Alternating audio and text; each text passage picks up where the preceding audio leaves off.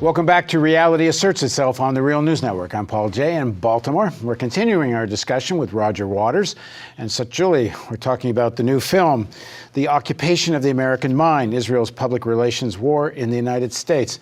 And you really I'm not going to introduce the guys again because you really should go back and watch this from the beginning because I think it's a fascinating interview.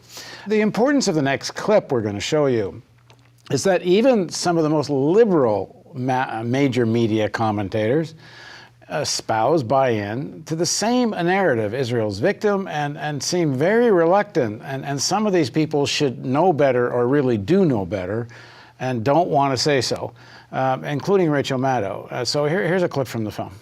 Look at how American media covered Israel's 2014 attack on Gaza. A keyword search of all the major networks showed that over the course of the 51-day assault, Israel's ongoing military siege and blockade of Gaza were barely mentioned compared to the thousands of times Hamas rocket attacks on Israel were mentioned. Why is Hamas launching missiles into population centers of Israel? The basic propaganda frame is built into the very assumptions journalists bring to the table. Since Israel pulled out of Gaza in 2005, 8,000 rockets have been fired from Gaza into Israel. This is how propaganda works. It works by getting your words in the mouths of other people, especially the mouths of supposedly objective media commentators. I'm wondering, though, whether you're outraged by the conduct of Hamas, starting the conflict by firing rockets, building tunnels to kill and kidnap Israelis, being more than willing to sacrifice Palestinian lives by embedding them into their own kind of arsenal and using them, as Israel contends, as human shields. Do you have a level of outrage at Hamas itself? It doesn't seem like propaganda at all. It just seems like news. And this goes across all the major media, including the supposedly most liberal. Look at Rachel Maddow on MSNBC, who's known as the leading progressive voice on mainstream television. She did only 4 segments on the war. And during these few segments, she never once mentioned Israel's ongoing occupation of the West Bank or its siege and blockade of Gaza, and never once mentioned the fact that the US has armed Israel with the very weapons that were being used against the defenseless civilian population. Instead, choosing to frame the invasion as part of a senseless cycle of violence perpetrated by both sides. It's been a constant cycle of fighting between Israel and Hamas for the past several years in Gaza. And the fighting and the cause of the fighting feel terribly familiar because this is basically a recurring war. And if it feels like deja vu, feels like, ugh, I've heard all of this before, you are right. Because this really does keep happening over and over and over again. Rachel Maddow, the most important woman on MSNBC, the leader when it comes to politics. In 6 weeks of war, never mentioned the word blockade, occupation, illegal settlements, never mentioned the support that Congress have for Israel, unconditional amount of money, billions of dollars. What is that? What a disappointment.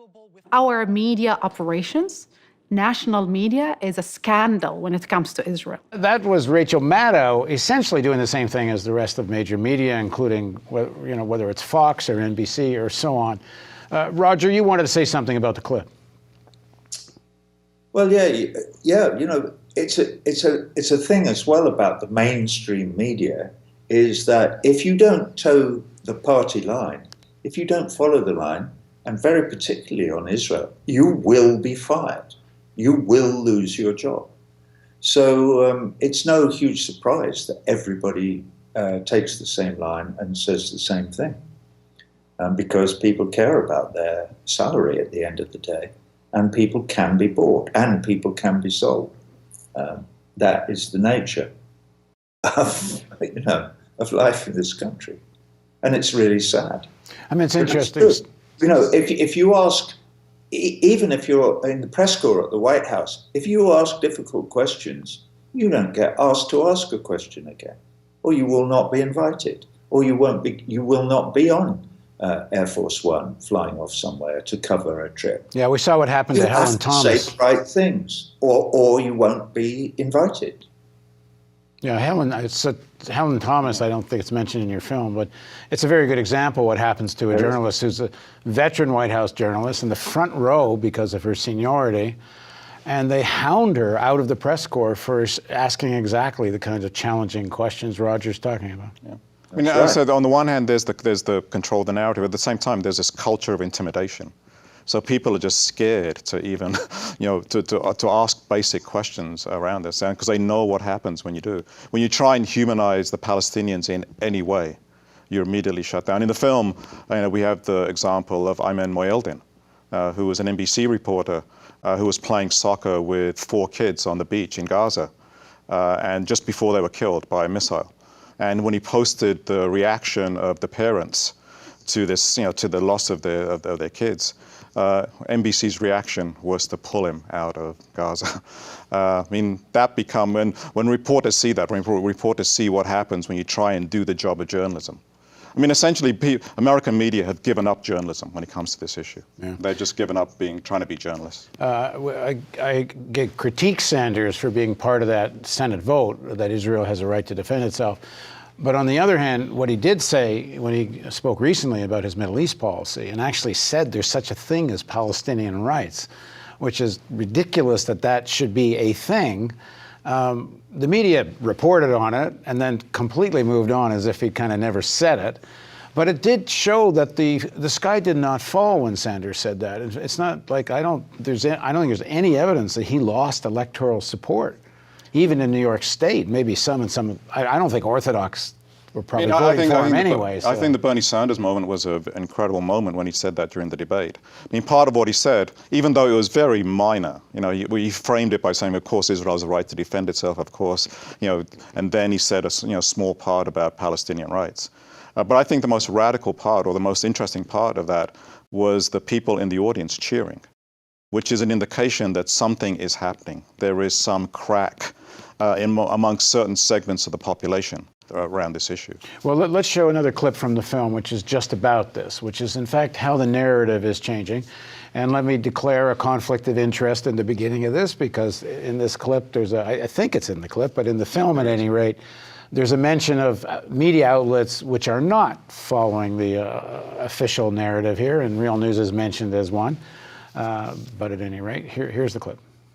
Over just the past few years, the proliferation of social media and internet news sources has made it increasingly difficult for the Israeli government and pro-Israel groups in the US to manage American perceptions of the conflict.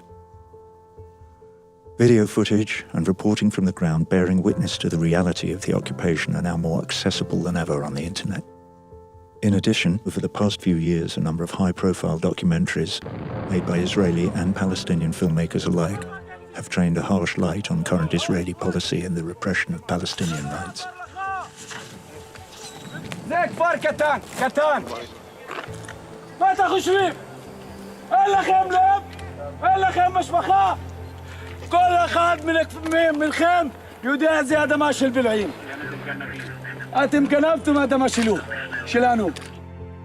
At the same time, a powerful new boycott, divestment and sanctions movement has been gaining momentum and raising awareness of the occupation.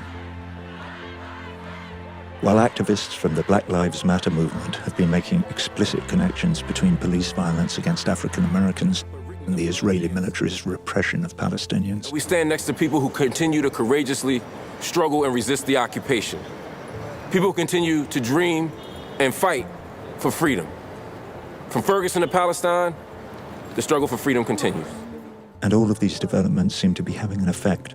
Polls now show that while sympathy for Israel remains at all-time highs among older Americans, it has been hemorrhaging among young people. Despite the efforts of the lobby, something really striking is taking place.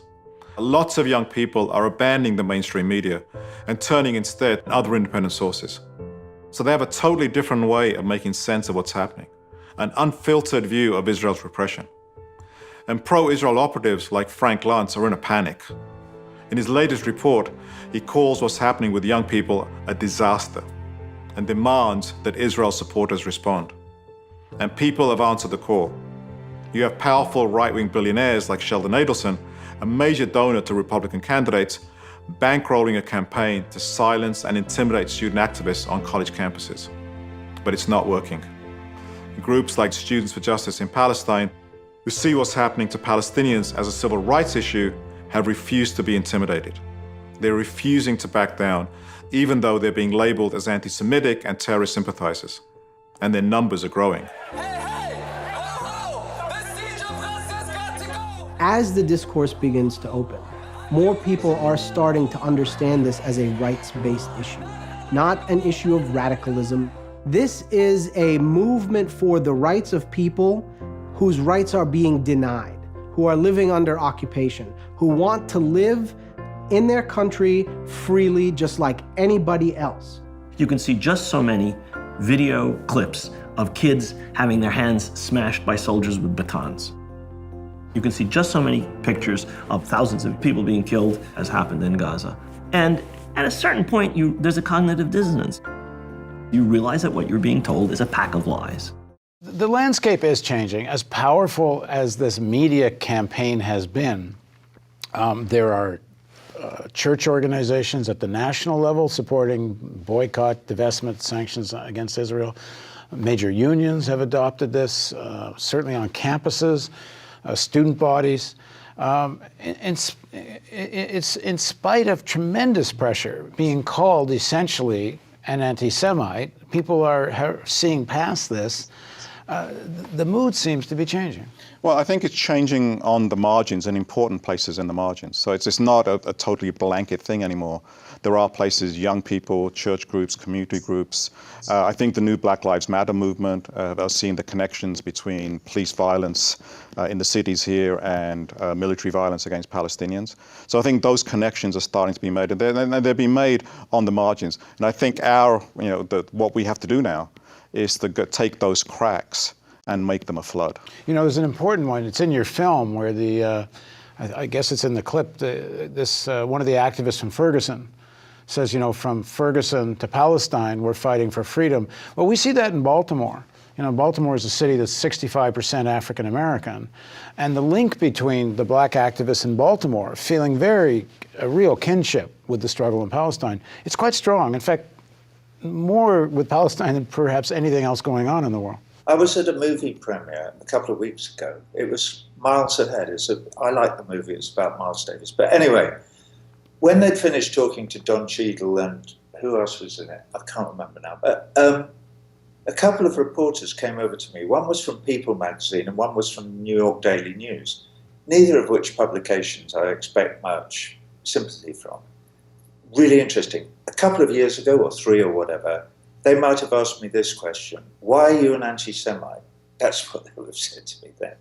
Why are you so anti-Semitic? Now they say to me, and they both asked me the same question, they said, how do you feel when people accuse you of being an anti-Semite? Now that is a huge shift. It may sound subtle, but it's not. It opens up the question of whether I am anti-Semitic or not, which is a question that you couldn't even approach 2 or 3 years ago. It was just assumed that I was because what's their name? The Wiesenthal, Simon Wiesenthal, organization in Los Angeles had said I was, so therefore I must be. I think it's really interesting the way even in People magazine and the Daily News, the attitude is just changing a little bit. I'm so excited by it. It's so exciting to be here now and watch this thing turning around because the momentum is changing. The students and the churches and the people in Baltimore and Black Lives Matter joining together with their brothers and sisters in Palestine. And so it's becoming, the movement is spreading, and we care about the Black Lives Matter movement as much as we care about BDS. It's all fundamentally important because it's all about the fact that we're all human beings and there is no us and them. We are only us and all our lives matter. And once we can din that into people's hearts, we will be unstoppable as a movement. And I look forward to that time, and it's coming soon. I believe that. Sorry, I digressed. No, not at all. So talk a little bit more about how you're going to get this film out. I think Roger's absolutely correct. And it's not accidental. It's not just that it happened, out of nowhere. It's been the end result of a long period of activism by, many, many people over the years. But I think we are now starting to see some daylight in small places. And I think what we now need to do is we now need resources to get people to think clearly about these things even more. and to so that they can talk about these issues in a knowledgeable way. I mean, I think one of the things we wanted to do with our film, I don't think many people would be shocked to say, to think that we're in the middle of a propaganda campaign by Israel. You look at the media. I mean, people are really frustrated. I know people were throwing things at their televisions during the last Gaza war. What the film does, and I think this is very, very powerful, what the film does is answer the question, why? And it gives people a way to peek behind the propaganda and to see how it has been put in place. And once you know how something has been put in place, you can start to take it apart. That's the value of doing this kind of work, which is why we hope the film will be shown, especially in community screenings and community settings, where you can have discussion around it. We have a whole strategy to make sure that it's shown on as many campuses as possible. If you're a professor, or if you're a graduate student, or if you're an undergraduate, get your library to buy it so it becomes part of the permanent collection. Organize a screening on campus. If you're a church group, or if you're a community group, organize a screening so that people can have a chance to come together to talk about this. Because I think the time is right, as Roger said. I don't think there's ever been a time like this. And the question is, do we take advantage of it? And do we have the resources to move things forward? Right. So it's a very, very hopeful period. And I hope the film will be part of that movement. Well, this fight is obviously going to... So Roger, did you want to have a final word? Yeah, here. Here, okay. Yeah, he's right. I agree with everything that's saying. And I think it is an exciting time. And we shall overcome. We are all in this together. And the more connections that human beings make with one another and recognize that one man's predicament is all of our predicaments. One more time, so where can people see the film? People can see the film at www.occupationmovie.com. And they can stream it there, or they can buy a DVD to screen as well. Another way you can get to the film streaming, which is I think $5 to watch the film, or you can buy a DVD, is on the Real News homepage. You'll see a copy of this movie poster. If you click on it, it will take you to the page where you can get to the film. Okay, thanks very much, Sid. Thank you, Roger. Thank you for having us on. I hope we can do this again. And we're going to end by showing a couple more clips from the film. But thank you for joining us on Reality Asserts Itself on the Real News Network. On July 8, 2014, Israel launched a devastating military attack on the Gaza Strip. Over the course of 51 days, the Israeli military dropped nearly 20,000 tons of explosive on Gaza, a densely populated area the size of Philadelphia, killing over 2,000 Palestinians and wounding tens of thousands more. The overwhelming majority of these casualties were civilians. This strip of land is being bombarded from the air, sea and land. Israel launched at least 160 strikes on the Gaza Strip. And there's one less hospital in Gaza now. Israel today flattened Wafa Hospital. The sheer scale of the attack sparked outrage and condemnation around the world. Israel's month-long pounding of Gaza shocked many people around the world. Mass demonstrations have been held in many of the world's major cities.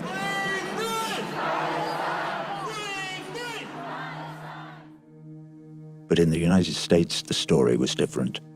Polls showed the American people holding firm in their support for Israel. This is the latest CNN ORC poll of Americans. Shows 57% of those polls say Israel's action in Gaza is justified. 34% say unjustified. These numbers were striking, but they weren't new. Over the course of a conflict in which Palestinian casualties have far outnumbered Israeli casualties, the American people have consistently shown far more sympathy for Israelis than for Palestinians. It's very difficult to divorce public opinion on any question from the media coverage that people rely on to form opinions. And I think the most prevalent lesson from looking at the coverage is that the coverage tends to see this conflict from the Israeli side.